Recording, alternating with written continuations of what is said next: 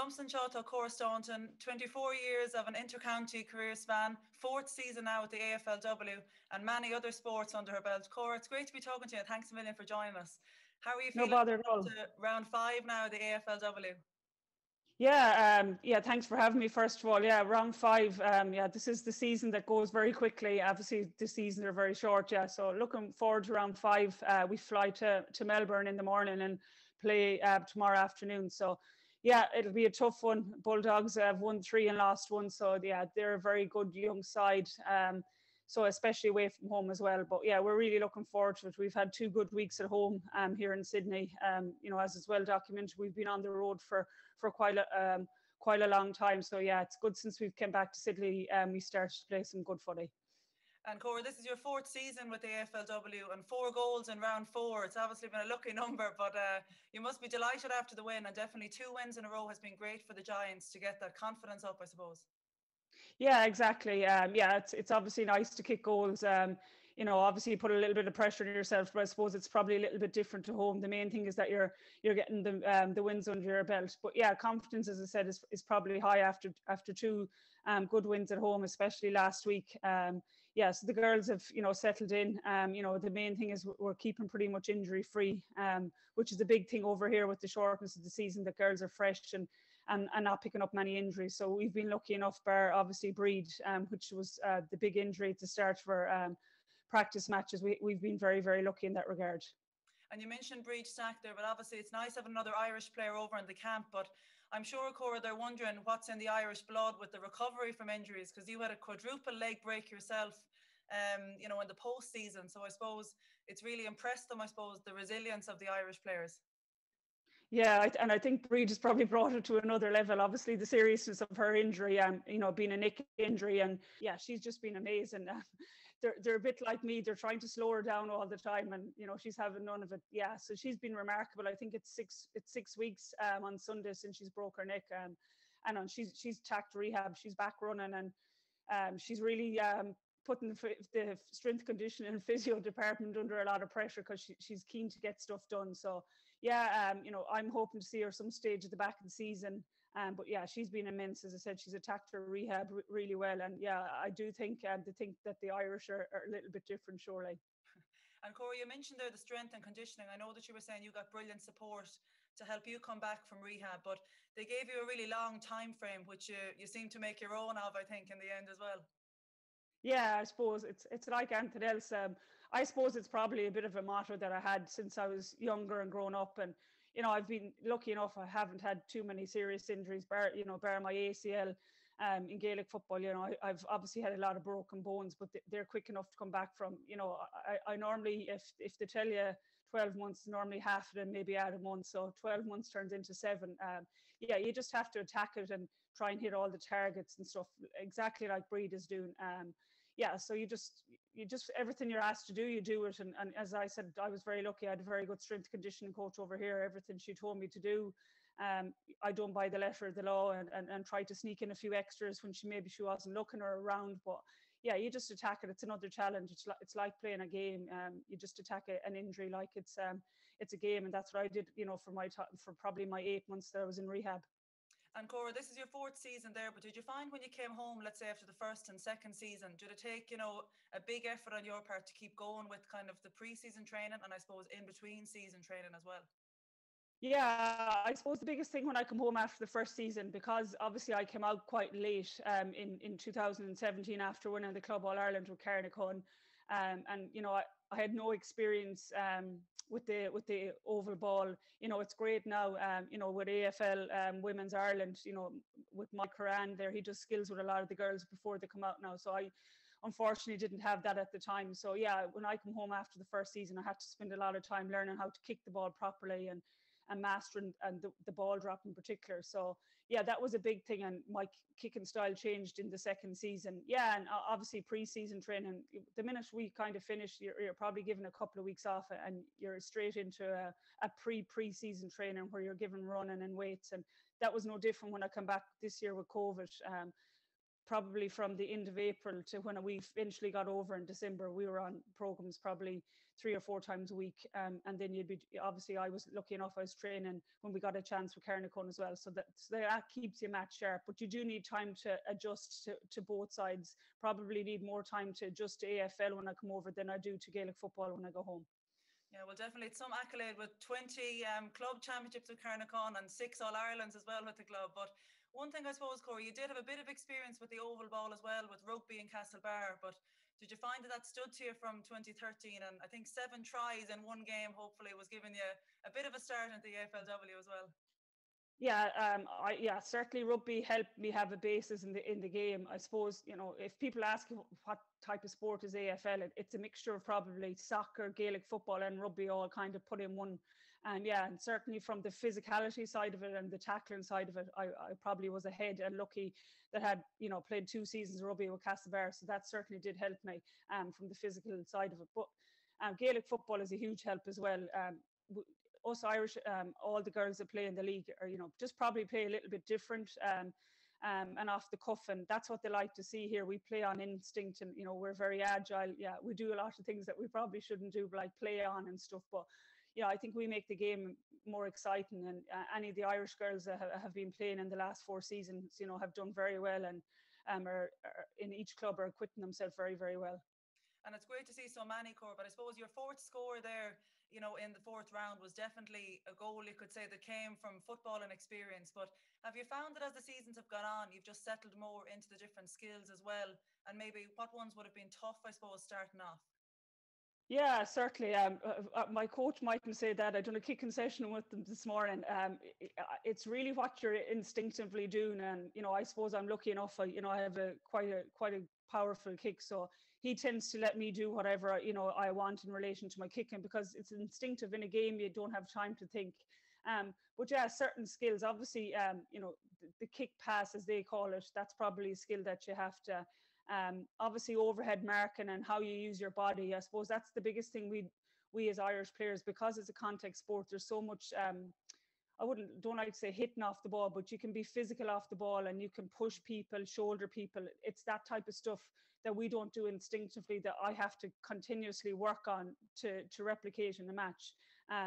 Because the other stuff, you know, being agile and running away and stuff from that's fine. It comes to us naturally, but it's the things that don't. Obviously, tackling, you know, for me probably wasn't an issue because they tackle very much like rugby, but it's the use of the body when the ball isn't there, and the use of the body when the ball is coming into American contest were probably the biggest things that I had to learn skill-wise. And then obviously it's the structures. You know, they play very much over here, trying to explain to people.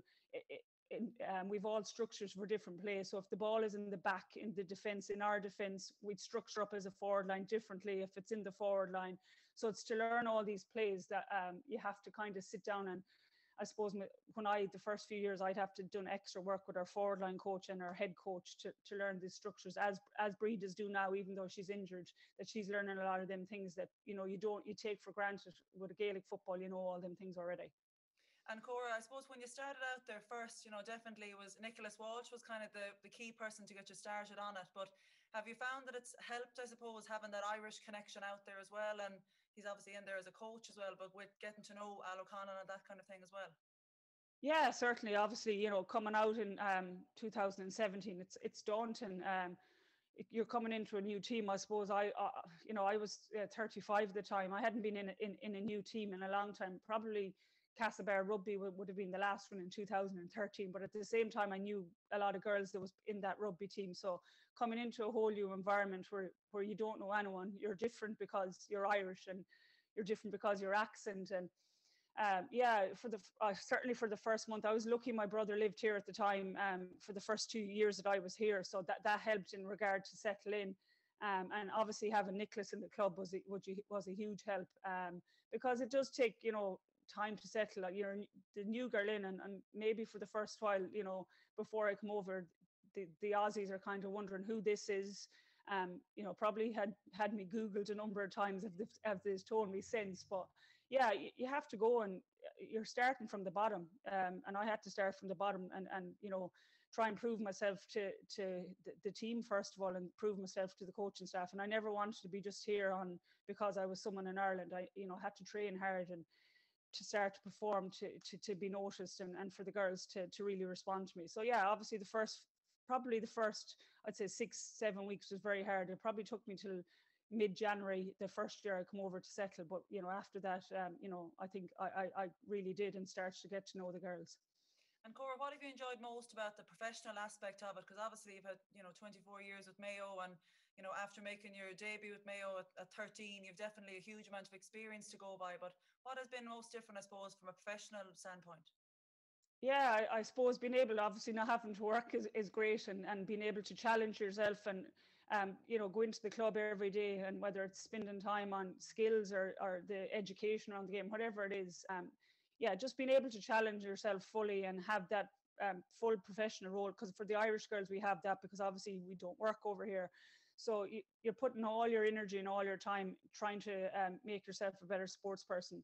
When you come over here, because you have all the facilities and you have all the staff, whether that's strength and conditioning coaches, physios, dietitians, psychologists, whatever it is, they're all there on hand.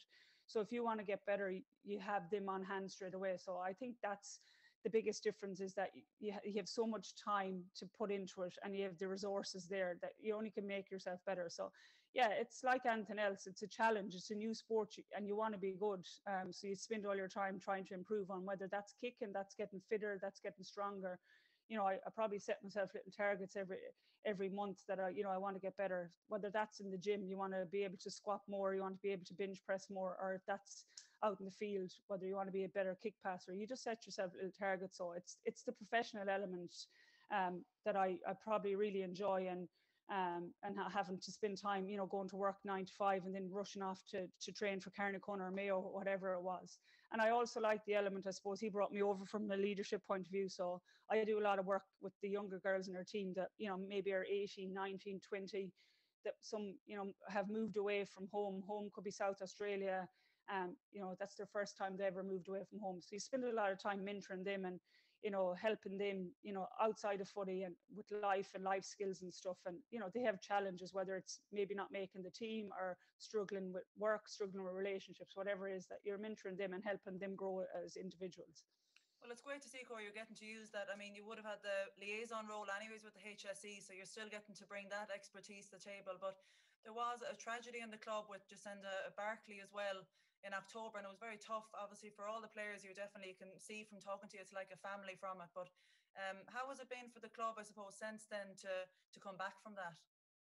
Yeah, obviously it was very difficult, and again, as I stress, when it happened, we've a lot of girls that aren't actually from New South Wales or from Sydney. That, you know, we've girls that live in Melbourne, live in Perth, obviously live in Ireland, and so we have a lot of girls that are spread out, living in South Australia. So, you know, obviously it happened in a time we had COVID over in Australia, and if you know Australia, if there's any COVID cases, they close the border straight away, so you're not allowed to travel anywhere, and that was the case for when Cinda passed away.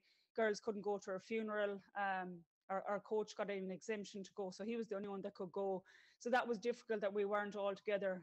Obviously, then COVID hit again in December when we came out of hotel quarantine. So the first time, I think, as a group that we got to sit together and maybe speak as Cinda, and I say as a group, the 30 players and probably 10 to 15 staff, was probably 3 weeks ago when we all got back to Sydney. So that was hard, certainly from my point of view, being in Ireland, and, you know, I would have been a very good close friend of Cinda's. Yeah, I struggled, obviously, being at home and not able to connect with the girls. You could, yeah, certainly over Zoom, but it's not the same. And for me, I would have always, you know, associated Cinda with the club, because that's where you see her obviously the most, or, you know, in certain locations, whether, you know, she was a big beach person. But yeah, and I suppose the first time I got to walk back into the club was 3 weeks ago when we got back, and to have to walk past her locker, it was all these little things that you kind of forget about. But yeah, the girls have been great. We've had great support. Obviously our head coach in Al has been brilliant, and the rest of the staff and the group around that. So yeah, we have, you know, little things every week that we honor her, and still she's talked about it in every team meeting and in every training session. So yeah, she's been honored in a number of different ways within our group and outside of the group. So yeah, we hope to do it, you know, obviously mental health and suicide is a huge thing worldwide. And yeah, we just encourage girls within our group whenever they're down that they speak up. And as I said, we certainly use mentoring roles within the club to the younger girls that maybe are struggling. So it's really important. But yeah, it's been a tough 5 months for the group. Yeah, and I suppose, Cora, when you're looking at going into round 5 then as well, it's also significant that this week is the Indigenous round with it. Has that meant anything different in the club, or has it brought around kind of a lot of talk about the I suppose, the theory behind it? Yeah, it certainly does. We don't have actually any Indigenous players at the moment playing for us, but we did 2 years ago. We had an Indigenous girl playing, and obviously you learn a lot from the Indigenous girls. Obviously, we have a new jersey that's designed, and that was designed by another Indigenous girl that played in the first season. So, yeah, we had the girl that helped design the jersey, Cody Briggs, came in and spoke to us around the whole jersey design and what it means to be an Indigenous player. So, yeah, it's hugely powerful when you hear from someone like that, what it means to them to, number one, play AFL, and number two, to design a jersey. And it's very much family based again. And they talk about, the club being one, and that we all have come from different places and been on a different journey. So yeah, it's hugely powerful. And obviously it's been in the men's game for a number of years where they have an Indigenous round. And it was like Pride round as well. I think that was round 2. It's great that they recognise that everyone's different, no matter their race, their sexuality, or whatever. So yeah, it was really powerful listening to Cody and her speak about her jersey design. So yeah, really looking forward to running out and seeing what Indigenous round is all about. And Cora, in coming up against the different players, who has stood out to you, I suppose, as kind of a tough contestant or tough opponents in the round so far, or even in your previous seasons? Yeah, there's plenty. You just, obviously the games are all live here on television, so you watch a lot of footy, and I love watching it because you learn more. We've come up against some smashing teams. Probably the best team I feel we've come up against this year, certainly Adelaide. They have some very good girls in defence. One is actually Sarah Allen. Her sister Jess plays with us. So, that's an interesting, she's a smash and key defender. She's probably one of the toughest opponents I come up against. And then if you're to look at people that you probably sit and marvel at, Erin Phillips, she's the biggest superstar over here, and rightly so. She's played basketball for Australia and has won Olympic medals. She's just phenomenal. And again, I probably look at her because she's 35, nearly 36, and she's after coming back from an ACL 2 years ago, and she's flying at this season. So it's people like that. And then obviously the younger talent. I live with a young girl here. I live with 2 teammates here, Tanya Hetherington, who's around my age, and then I live with a young girl, Elise Parker, who's 2021, and she's absolutely starring in the competition, has been our best player over the first 4 rounds. So yeah, there's certainly plenty that you look at, but yeah, I certainly have a look out for the older girls, and the likes of Erin Phillips certainly inspire you, and yeah, she's just do massive things. Well, there's always a good mix needed, Cora, so you need youth and you need experience at the same time as well. Tell me, Cora, in terms of position, I know it's different obviously with the position from the AFLW, but where would have been your favourite position in Gaelic football, and now with AFLW, where is kind of your most comfortable place to play? Yeah, well, I suppose in Gaelic football, my favourite position would either be centre forward or full forward. If there's enough ball coming in, it's probably obviously full forward. It'll be either somewhere in the central position. I suppose in AFLW it's a little bit different. I play as a deep forward, so kind of like a full forward in Gaelic football. But at times it can be quite frustrating being in the forward line. If you're a midfielder and winning enough ball, the ball isn't coming in. So, you do get frustrated, and sometimes you probably go out of structure looking to get the ball, which isn't ideal because structure is very important over here. So yeah, I've been slagging my coach for the last 2 or 3 years that he might give me a go in the midfield one day, but it hasn't happened so far. But no, I'm just happy to play wherever it is. We're happy to play my role. It's a little bit different that you don't. It's not like Gaelic football where you're a corner back or corner forward and you stay in position. If you're playing in the forward line, you're still going to end up back in the back line. You kind of move around the pitch. So there's no set position like Gaelic football. But yeah, if you want a lot of the ball, you have to be a midfielder. You have to be very efficient. The number of disposals that you might get as a forward might be limited, but you have to make enough out of them and score enough goals off the disposals that you get. And in scoring the goals in round 4, Cora, like you proved that obviously having both feet is a huge asset. But was that something that you would have developed from a very young age? Like, let's say playing underage in Ballinrobe and then kind of moving on to Carnarcon? Yeah, exactly. I suppose I think the biggest learning for me probably came from Carnarcon. I always remember underage training with Jimmy Corbett and Beatrice Casey would be, they always made us do left foot, right foot solo and left foot, right foot kick and hand pass. That was always drilled into us as an early age. And that was even coming up when we were at community games and going to Mosney and stuff like that. And I see it with our underage girls coming through. It's still drilled into them at underage training. So I think that must where that had came from. And obviously as he moved through with playing underage with Mayo, that again was obviously a highlight. And I always remember Finn Bregan said there'll always be a time that you'll need your left foot, so make sure you practice it. So yeah, I think it was just probably from an underage. I was very lucky growing up. I played on very good underage teams. I think with Carnarcon, I only remember ever losing one county final. I think we won everything else in underage. And then I was in Ballinrobe Community School as a 13-year-old with the Heffernan superstars at the time and Denise Horan. And, that's who I was learning from a 13-year-old, and obviously into Mayo, then learning off them. So yeah, I was very lucky that I, as an underage player, that I was learning off some of the best talented footballers in the country at the time. It was some age, Cora, 13, to have made your debut for the senior team, but you'd broken your collarbone in the first All-Ireland, but you still managed to get a place on to get there for a few minutes of it. But I suppose, how different is it now, kind of the new memories you're creating? Do you think that you can see that difference in, I suppose, the professionalism of going from ladies football to the AFLW now? Yeah, I think I only can compare it, even though like it's a professional sport. Memories, whether you're playing for Carnarcon or Mayo or for the Giants, the memories it creates will always live on. It's obviously the winning and competing is what you're after. But I suppose as you get older, you realize it's when I meet up with my friends from Mayo or have a reunion or whatever it is, you're not talking about maybe the match itself. You're more than likely talking about what happened after the match and the days after and the memories that you create and the fun that you had. So yeah, that's really important. I compare the Giants here now to like playing for Carnarcon. It's probably not the same as playing for Mayo. It's like playing for like your club in Carnarcon. I always thought, people often say, "Oh, would you ever play for another club within Gaelic football?" And I'm like, no, I'd be a very staunch Carnarcon person. And I thought coming to the Giants, I'd never find a club that'd be like Carnarcon. And how wrong I was. I feel like this is Carnarcon part 2 over here. So yeah, I'm lucky I get the best of both worlds. I get to go home and play with my best friends at home and get to play with my best friends over here. So it's really enjoyable. And I suppose at my age to be able to compete and still play at a top level, it's really enjoyable, and I'm going to enjoy every game that I get that opportunity to play in. Well, I hope your success from Carnarcon rubs off on them, Cora. With 20 titles, they'll be definitely, the Giants will be happy to keep you. But can you tell me, I suppose, in terms of the equality maybe there as well, with like the men and women and the training facilities, do you see that it's, fairly standard rather than maybe the Mayo men's senior team and the Mayo women's senior team?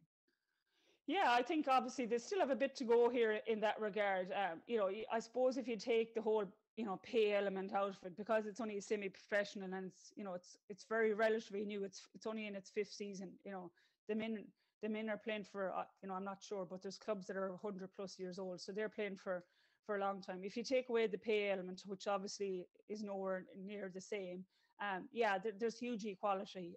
Obviously, because the men is fully professional and they train. The only difference is they train in the club in the morning and we go in the afternoon, and that's just on the basis that they're in more often than we are.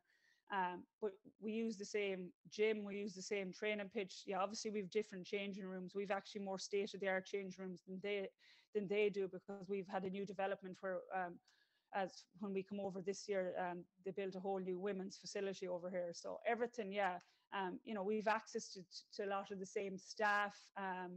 So yeah, it's pretty much the same. Traveling to games, we don't get any less than they do.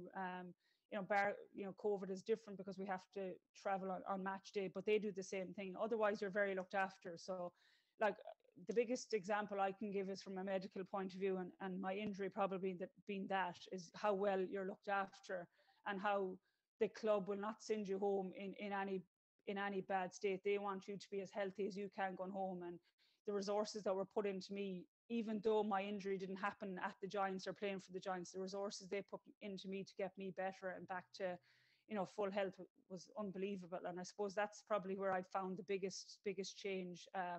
You know, obviously it's different when you're in an amateur sport with the GAA at home. You just don't have the luxury of having a full-time conditioning coach, physio. And, you know, if I was sent to another appointment with my leg, whether it was podiatrist or for nerve control tests or whatever it was, you know, I was sent to more tests, and I was like, I don't need to go to them, but they made sure that you were fully back on track, which is amazing. And the support that you get from the whole club was absolutely amazing. So yeah, it's different, but you know, that's where the difference lies between amateur and semi-professional or professional sport.